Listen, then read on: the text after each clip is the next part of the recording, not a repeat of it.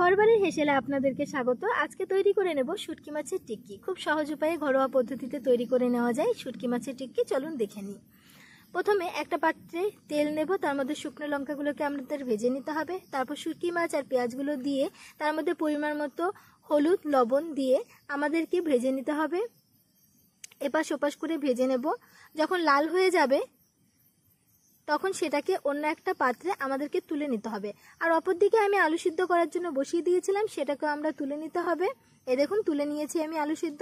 তারপরে একটা পাত্রে বেসন, পরিমাণ মতো লঙ্কার গুঁড়ো, পরিমাণ মতো হলুদ, পরিমাণ মতো টেস্ট অনুযায়ী লবণ দিয়ে জল দিয়ে ভালো করে একটা ব্যাটার তৈরি করে নেব। তারপর সেটাকে রেখে দেবো। তারপর যে আলু সিদ্ধ, শুটকি মাছ ভেজে নিয়েছিলাম, লঙ্কা ভেজে নিয়েছিলাম, লবণ, সেগুলোকে একসাথে আমাদেরকে মাখিয়ে নিতে হবে।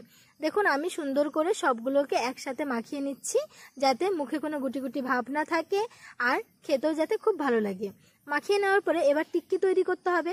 তো টিক্কি কী করে তৈরি করব, দেখুন আমি দু হাতের একটু ব্যবহার করতে হচ্ছে। তো ব্যবহার করছি যেহেতু, তার আগে আমি হাতটা ভালো করে ধুয়ে নিতে হবে। তারপর একে একে আমি টিক্কিগুলোকে তৈরি করে নিলাম। তারপর যে ব্যাটারটা রেডি করে রেখেছিলাম সেই ব্যাটারটাতে ডুবিয়ে গরম তেলের মধ্যে একে একে করে ছেড়ে দেব, যাতে দুটো একসাথে লেগে না যায় আর সুন্দরভাবে যাতে তৈরি হয়ে যায়। একে একে দেখুন আমি যেভাবে ছাড়লাম সেভাবে ছেড়ে দেবেন। তেলটা আগে গরম হতে দেবেন, না হলে নিচে লেগে যেতে পারে।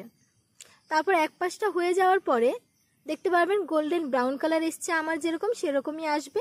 সেরকম গোল্ডেন ব্রাউন কালার হলে একে একে আমার মতো করে উল্টে দেবেন।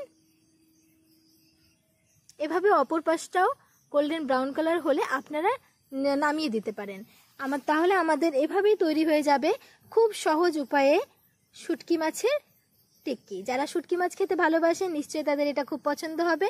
5 মিনিটে ঘরোয়া পদ্ধতিতে তৈরি করে নিন শুটকি মাছের টিক্কি। Thank you.